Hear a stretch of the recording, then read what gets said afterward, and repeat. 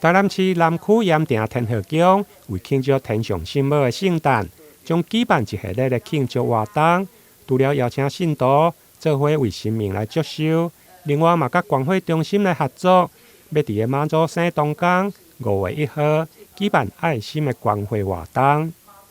那这一次的盐埕天后宫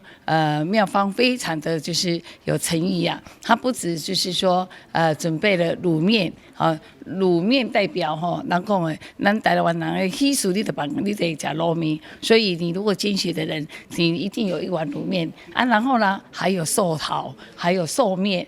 我来分享一下，咱妈祖生日的时阵，一定爱吃寿桃啊、寿面啊，这都是在应景，就是庆祝妈祖生日的。当然，你如果捐了250cc 的那个就是捐血的话，协议的话，你就有千年礼券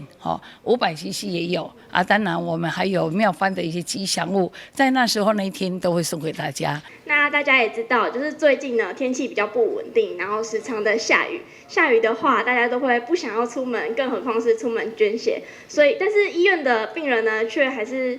持续的需要用血，就会造成供需会有点不足。所以我们血库的库存量其实是在一个偏低的状况。所以呢，这一次想要也透过这个机会呢，请大家一同来宣导，然后把这个捐血活动传递下去，然后也鼓励大家可以身体力行，可以出来捐血。关怀中心表示，进前因为连续的大雨，民众较无愿意出门，连带关怀量嘛减少。目前会库的存货量无到5天。关怀中心感谢庙方不但提供平安的寿面、寿桃甲纪念品，另外还有超市的礼券等，欢迎民众踊跃来响应，造福社会大众，帮助别人嘛帮助家己。台南新闻林英根、何乔邦采访报道。